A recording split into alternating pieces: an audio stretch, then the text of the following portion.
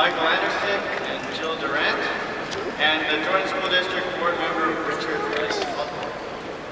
It is my pleasure to acknowledge the presence of Salt Lake Community College President Denise G. Upland and Dirk Burton from West Jordan City Council on behalf of Mayor Kim B. Ralph. We are also pleased to have representatives from various elementary schools, including Pat Rogers from Oakcrest Elementary, Christy Johansson, or Miss Jo, from Copper Canyon Elementary, Kristen Dorman from Hayden Peak Elementary. Finally, we would like to express gratitude for the attendance of all those who came to support the graduates. Thank you.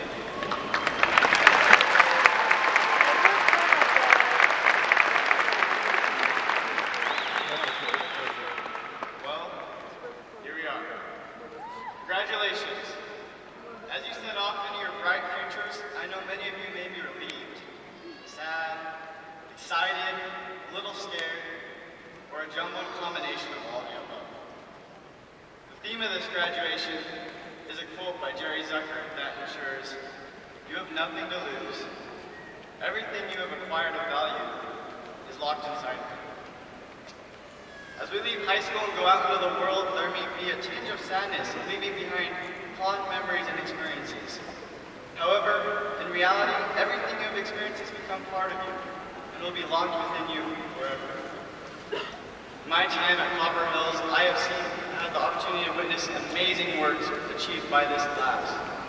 I have seen the result of countless rehearsal hours in captivating theater, dance, and musical performances.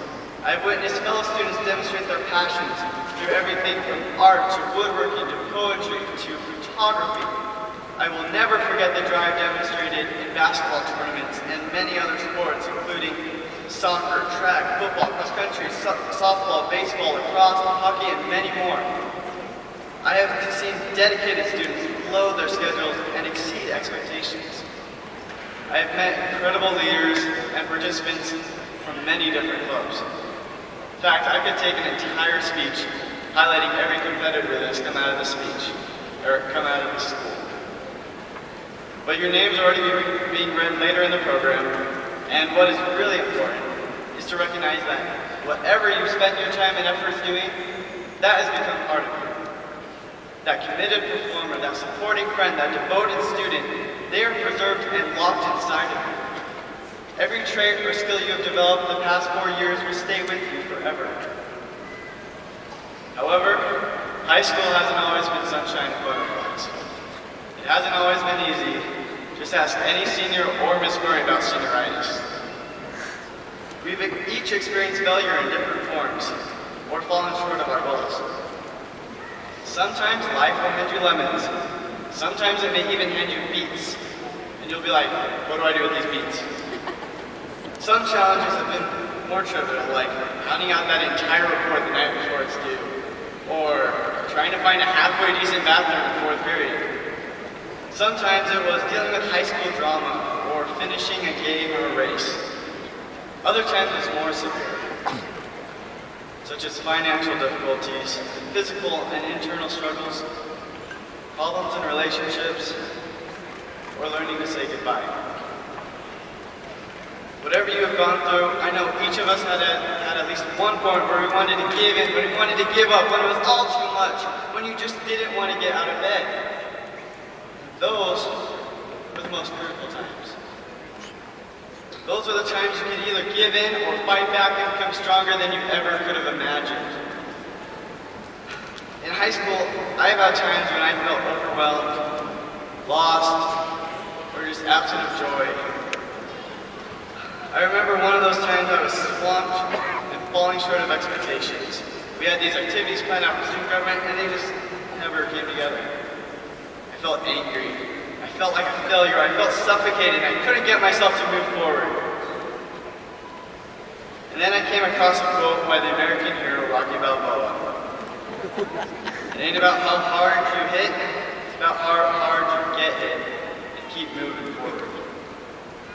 When I read that, I found the will to pick myself up and go back to work. When you come to that point, you pick yourself up from those trials that knock you to the ground, you are not the same. When you stand up, you become a different person. A person who has learned to overcome. As much as you plan, you will never know what the future has in store for you. Everything you have experienced here is training you for the race of life. You have learned to deal with failure. However you have developed it, whether physically, mentally, or emotionally, that strive and drive to overcome is part of you, locked inside of you, and will never go away. And most importantly, that strength you develop through the challenges will help you in various other aspects of your life.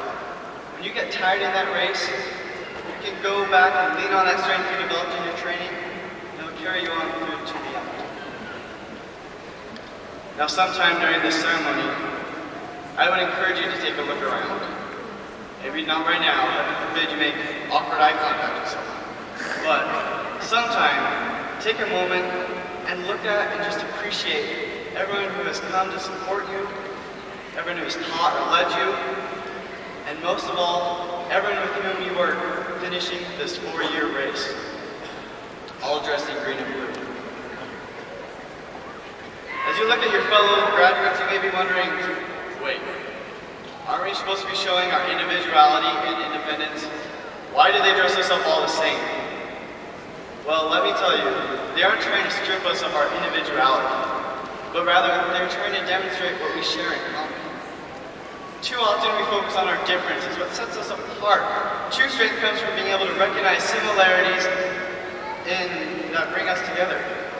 When we can do that, we can use our differences to make us stronger as a whole. That was high school in a nutshell. They take these insecure teenagers with hormones from different backgrounds, put them in a little building with classes, tests, homework, then stack sports, clubs, dances, and other extracurriculars on top, not to mention they're just starting to drive and date and find out their identity in a big, scary world. And yet, it works out. Because between the games, assemblies, Olympics, hangouts, Beethoven's, dances, banquets, student sections, or even just hanging out all night in a parking lot, this class has formed bonds and friendships. To this point, you have formed many bonds and friendships with friends, teachers, and family. The bonds you have formed are locked inside of you and will remain with you as you leave this building as Copper Hills alumni. When those hard times come, you have those friendships to help you out. If we were meant to go through this world alone, we wouldn't be stuck here with 7 billion others. So when the hard times come, take them and become more from them. Learn more about yourself. Learn to rely on others and learn to accept help when you need it. It is after those times it is critical to turn to others and strengthen them just as you have been strengthened. To comfort them just as you have been comforted, and to teach them just as you have been taught. Such a time will come again and again. You'll have to do it over again, but you will be different that time because you will be stronger, you will be wiser, you'll have just that much more love than you did the first time, or the second time, or the third time. We build each other up every time one of us falls, and that's life. As Marianne Williamson put it, our deepest fear is not that we are inadequate. Our deepest fear is that we are powerful beyond measure. As we let our own light shine, we unconsciously give others permission to do the same.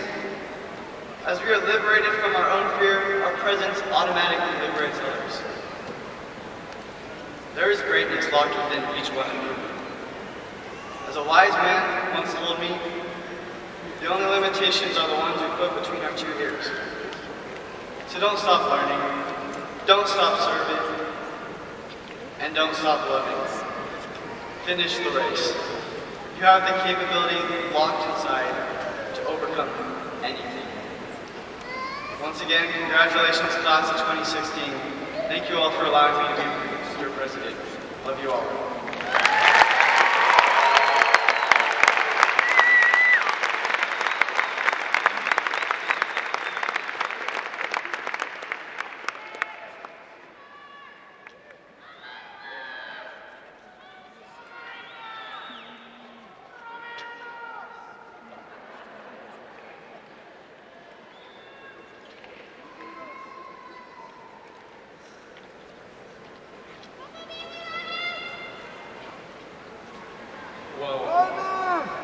wasn't kidding when they said there's going to be a lot of people here.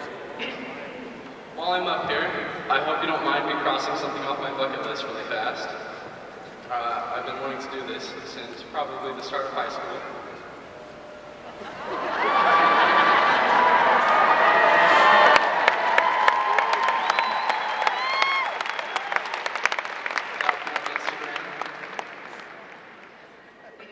Well, I've got about 2 minutes to tell you what us senior officers did with all that money you have spent for the past 3 years. I say past 3 years because the total amount we have to spend on the senior class gift started getting dollar signs when we were squash wars.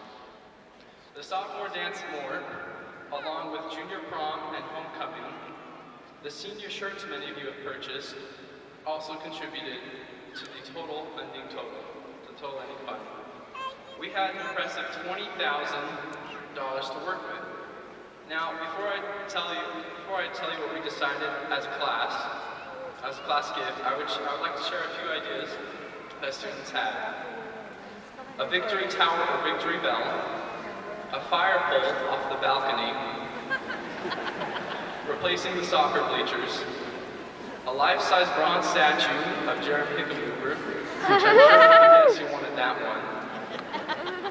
And Rachel Chamberlain wanted a shout out, so I thought why not share her idea of purchasing a live grizzly bear, kind of like a mascot, and keeping it healthy and, so we could hear about it and see it.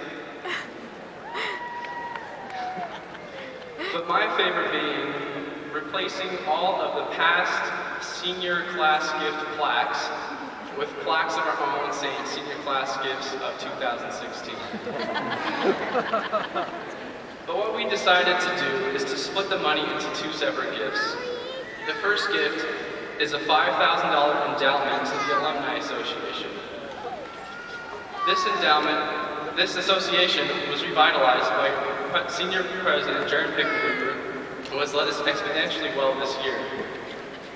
Now, the Alumni Association is designed to connect all